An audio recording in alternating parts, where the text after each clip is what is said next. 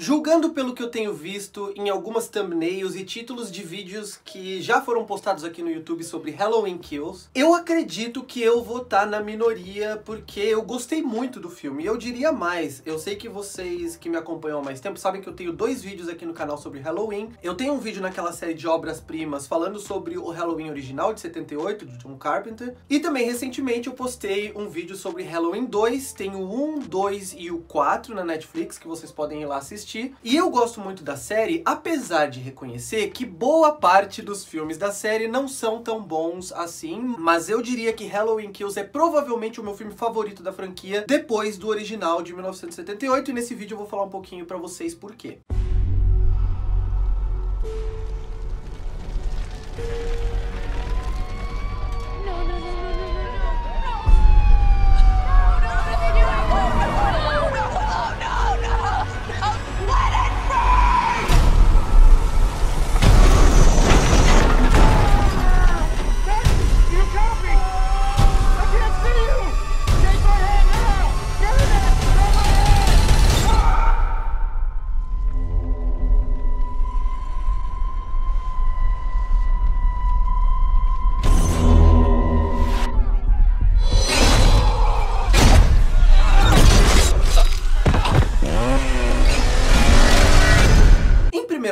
Uma coisa que eu acho que o David Gordon Green, que dirigiu esse filme aqui e também dirigiu o Halloween de 2018, 3 anos atrás, é uma espécie de nova trilogia que ele tá escrevendo e dirigindo dentro da série, que vai terminar com Halloween Ends, que eu acredito que é lançado ainda em 2022, vai ser muito curto o espaço entre esse e o último filme dessa trilogia dentro da série. Eu gosto muito do fato de ele ter conseguido nesse filme meio que colar, juntar várias peças soltas de vários filmes da franquia desde o original e usar algumas brechas que tem, né, alguns furos que tem entre um filme e outro, algumas elipses, algumas coisas que a gente já sabia que aconteceram, mas que não foram mostradas na tela, ou então mesmo que estavam mal explicadas, e ele trazer tudo isso pro mesmo filme, que é esse Halloween Kills, e juntar essas peças de uma maneira que é orgânica e que ao mesmo tempo dá acenos e piscadas de olho pros fãs da série, que vão lembrar dos filmes anteriores, mas também ajuda a corrigir alguns erros de cronologia dentro da franquia. Eu acho que esse trabalho que ele se propôs a fazer nesse filme foi feito de uma maneira excepcional, e é claro que dividindo os créditos com os 2 co-roteiristas do filme, inclusive um deles é o Danny McBride, que já tinha feito várias comédias com o David Gordon Green lá atrás, ali no começo dos anos 2000 até a virada de 2010. Vou dar um exemplo aqui. Pra quem assistiu o meu vídeo, que eu vou até colocar no card aqui em cima, sobre Halloween 2, que eu lancei semana passada, eu falei que o Halloween 2 é uma espécie de apêndice do Halloween original de 78. Então ele segue os eventos do original naquela madrugada que acontece logo depois da noite de assassinatos promovida pelo Michael Myers no bairro, só que tem um intervalo entre o momento que o cara chega na casa em que a Laurie tá trabalhando como babá, é o psiquiatra do Michael Myers que chega lá, e os eventos do Halloween 2 que acontecem algumas horas ou mesmo minutos depois do Halloween original. E esse intervalo é o que o David Gordon Green e os seus co-roteiristas vão resgatar para fazer o prólogo de Halloween Kills. Então a gente tá assistindo uma cena que, de certa forma, tá ali entre o primeiro capítulo e o segundo capítulo da franquia, lá atrás dos anos 70 e 80, mas que a gente não sabia exatamente o que aconteceu. O que acontece ali é algo muito surpreendente? Não, é meio que natural, mas essa estrutura fragmentada e meio que de colagem, assim, parece uma colcha de retalhos, tentando ligar todos os filmes da franquia, é algo que dá um aspecto muito divertido, eu acredito, para o Halloween Kills, principalmente para os fãs da série. E o David Gordon Green, é lógico, ele se diverte muito,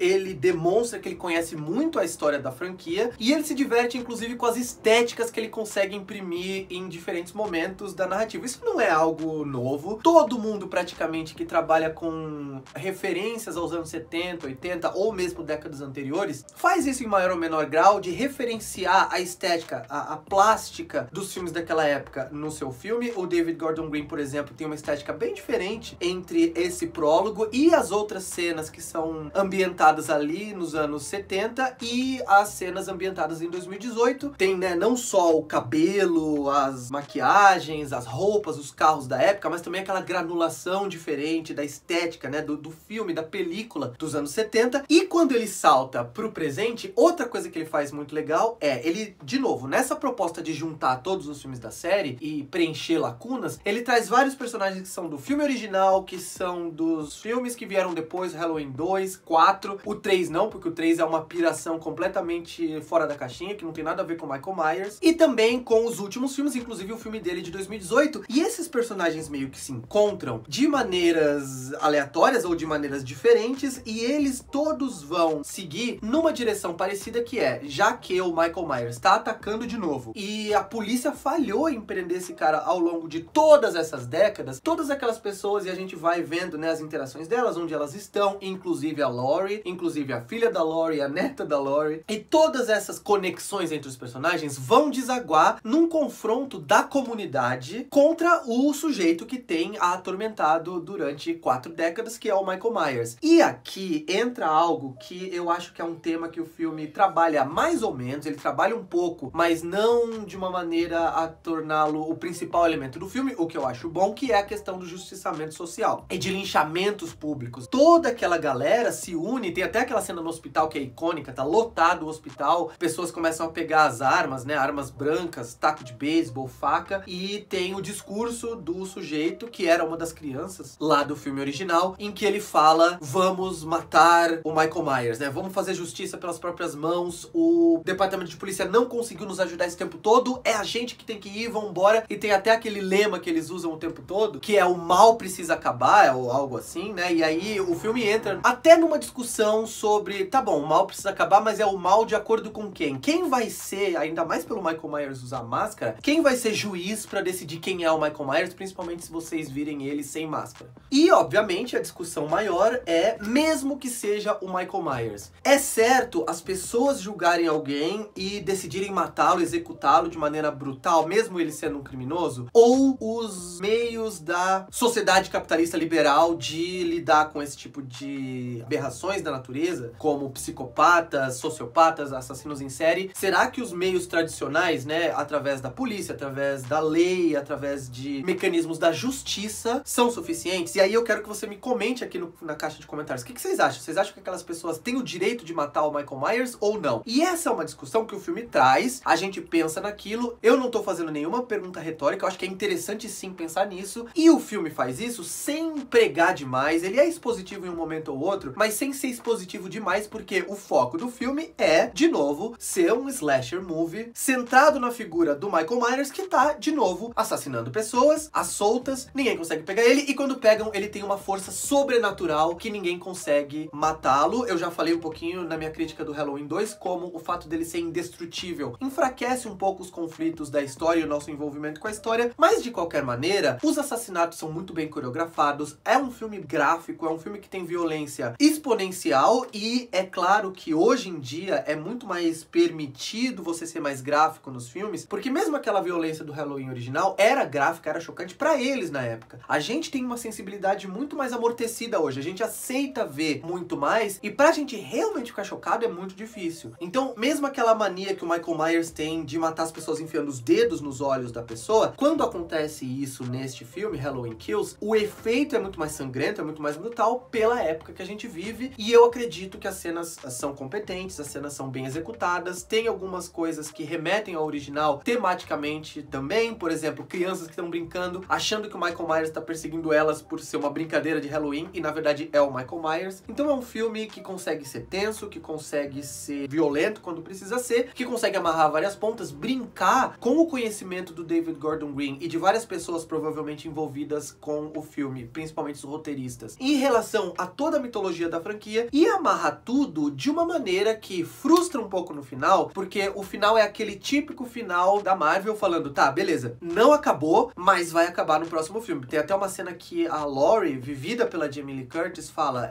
ele tem que morrer e quem tem que matar ele sou eu. E aí, o que acontece isso num ponto de vista de estrutura de roteiro? A gente espera que esse é o clímax do filme, mas na verdade não é, porque o clímax do filme, ou o clímax dessa nova trilogia dentro da franquia, vai acontecer apenas no filme filme que vem. Isso é frustrante? Sim, mas toda essa junção de elementos que o filme faz e todo esse pacotão que ele faz pra juntar um monte de coisa da série e fazer um filme que é bastante consistente, que é bastante eficiente naquilo que ele se propõe, é algo que eu admiro muito no filme. Então eu super recomendo que vocês assistam, principalmente se vocês são fãs da franquia Halloween, mas acho que não só, porque ele também é um filme que funciona muito bem como um filme de terror, filme de gênero e ponto.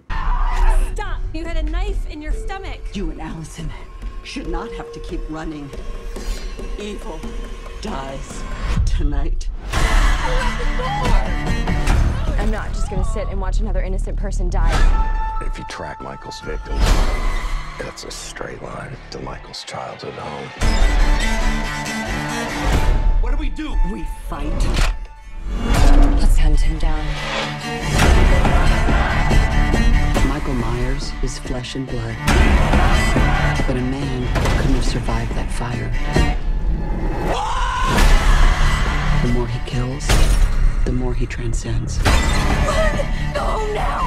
He's the essence of evil. Quando vocês assistirem ao filme, venham aqui dizer, obviamente, o que vocês acharam e também, né, como eu já falei anteriormente, me dá a opinião de vocês sobre os pontos que eu trouxe aqui e que o filme levanta pra discussão. Não se esqueçam de curtir esse vídeo, de se inscrever no canal e eu vou deixar aqui do lado, eu acho que é aqui ou aqui, os vídeos recomendados pra vocês assistirem depois desse aqui e um deles vai ser o meu vídeo sobre a obra-prima que eu acredito ainda ser o Halloween de 1978, dirigido pelo John Carpenter. Eu vou ficando por aqui, como eu falei, um abraço pra todo mundo e tchau. I'm coming for you, Michael.